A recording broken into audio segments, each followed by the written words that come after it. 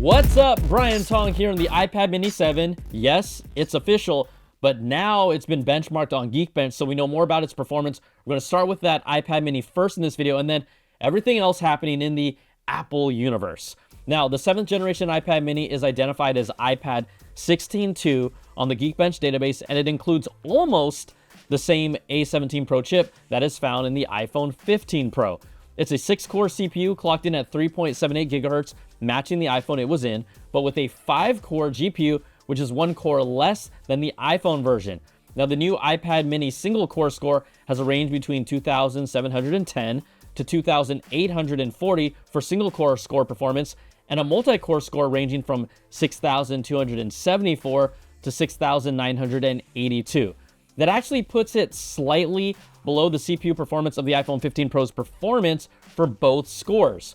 Reality is that I don't think many of you would have ever felt or noticed that unless someone told you, but I know there's a segment of the tech crowd that will be up in arms about this because they got to freak out or do a hot take. Hey, either way, it does deliver a significant performance boost compared to the iPad Mini 6th generation, which was released 3 years ago. So that gives you roughly a 30% CPU increase in performance this time around and a 25% boost in GPU performance. Now, the Geekbench listing confirms that it has 8 gigs of memory, which is double the amount from 4 gigs on the iPad Mini 6. So that's a significant upgrade. And 8 gigs is what's believed to be the minimum memory requirement for Apple Intelligence, even if that won't be completely ready when the Mini comes out as well. Yeah, the timing, not good. No bueno, Apple. Now, you can pre-order it now. It starts at $499 and it'll be available on October the 23rd. But I think it's really interesting what I've been seeing in the comments. There are really two camps that have developed now. Those that are iPad Mini users that are happy to upgrade or get their first Mini finally. And then those that come at it with some heat and say, it's not a big enough upgrade, and some of those people aren't even the type of user who's planning to buy one. Now, I told you I'd read some of your comments from the last video, so here are a few, okay? Jay Berkey says, I've never had an iPad, but I have been hunting around for a tablet recently for work, and the Mini checked so many boxes. This new version seems like a slam dunk to me. You know, that's a nice take from a new user. We also have Joshua Carp 2586 who wrote, Tim Cook special. No promotion in 2024, no M chip, clearly using leftover parts. Whew! Tell me how you really feel, Josh. Yeah, I think there is, though, definitely some truth here. But I also think, and I could be wrong, but the smaller size of the Mini might not be the best thermal envelope for an M-level chip. I don't know this. I'm not making excuses, but there might be a reason behind not using the M chip in this design. Now we have Dezu VR who chimed in with, bought an iPad Mini 6, 64 gigs this year at a steep discount, and I still feel like I made the right choice.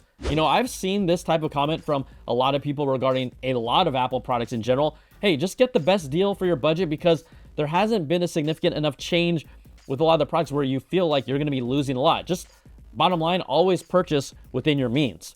And then I had this comment from the Flying Scott 1. I'm a ninja, and the iPad Mini is the perfect form factor for me as I kick the out of my enemies.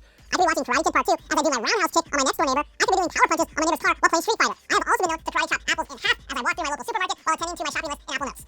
And he keeps going and going, and thank you for that, the Flying Scott 1. Hey, I would say the comments are really pretty scattered all over the place. There's not a majority leaning in. Yes, there's the vocal negative group, but that always happens. I think I'm just going to actually wait to review the device before I put down all my thoughts, but there are a few things that I can agree on. Okay, the iPad Mini, this is a good device. It's not doing anything innovative in the space, and it's not a bad device either. Like, if someone is saying the new Mini is a trash device, well, then I think you're just plain ignorant. But Apple could have also done a whole lot more at the same time. Clearly, they are not bringing their top tier A game to the table with the Mini. Maybe part of that is that there really isn't as much competition in this segment of the market anymore. I've heard your cries for an iPad Mini Pro. I'm not even asking for that, but I think they could have done more. Now, for longtime Apple users, I could see why you're all frustrated about this, who want them to bring their best. Apple could have done more with the display, and it didn't, but it also doesn't make it a bad device, if that's what you call it. It just might not be a device that's for you, and I don't know where you are all at with the Mini, but I'm looking forward to getting my hands on it for review, and we'll see where I'm at after the review, right? Wow, something sensible.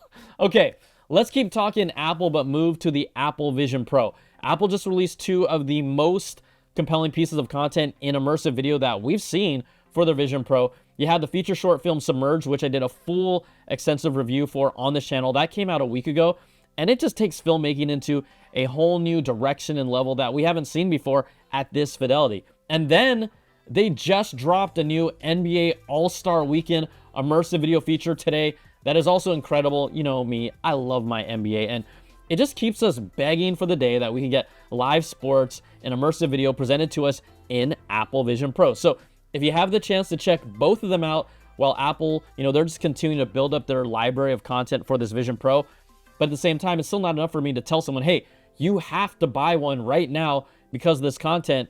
We still need more than that. And I've talked about it multiple times here about how Apple has to make a lighter and more affordable Vision Pro. They've got to get that price down, even if it means tethering an iPhone to it for a future model, if they want to sell more units. Now, we know, look, Apple absolutely knows this too, right? They're not dumb about this. And the latest report from Bloomberg's Mark Gurman claims the Fruit Company is working on a more affordable version of their headset with a $2,000 priced Apple Vision device that could debut as early as next year. Now, this would clearly be let's call it a lower end version of their Apple Vision Pro, and internally, Apple expects to sell twice as much compared to the original Vision Pro, which might not be saying too much depending on how many they actually sold.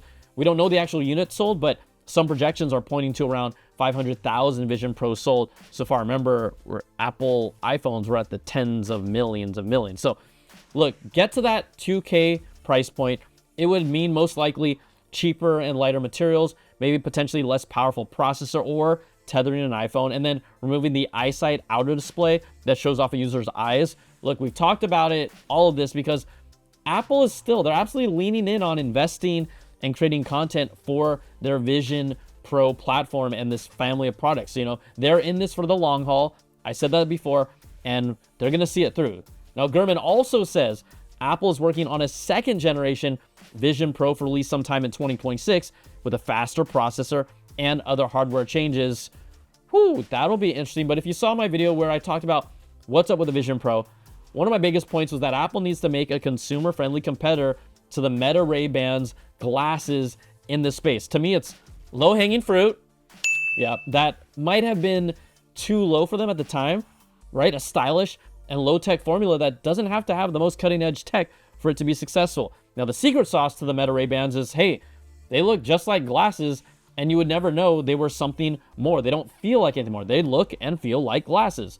Now, Gurman says Apple is working on a low-profile, stylish, smart glasses with a built-in camera for a release in 2027, hoping for a product with much wider appeal. But by then, aren't we probably going to have Meta's first version of their incredible Orion AR glasses that they teased? Yes, those are prototypes, but 2027, I've got to imagine they're going to have something out by then.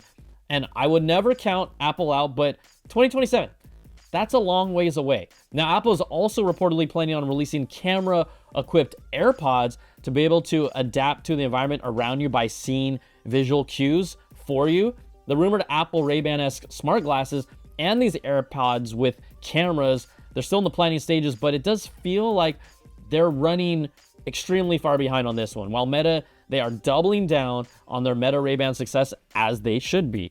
Now, remember this moment where there's a lot of buzz about Apple even potentially working on a smart ring of their own, like an Aura ring or Samsung Galaxy ring. Well, that has been totally shut down after Gurman reports that while Apple did explore the idea, there is no active development going on for a smart ring of any kind from Apple, and they currently have no plans to launch a ring anytime soon. So don't put any hopes in that. Just let's put the kibosh in it. It's a done deal. Speaking of Apple products you might be hoping are getting an update soon, we've talked about how the M4 Mac Studio and M4 based Mac Pro are expected to release at different times in 2025.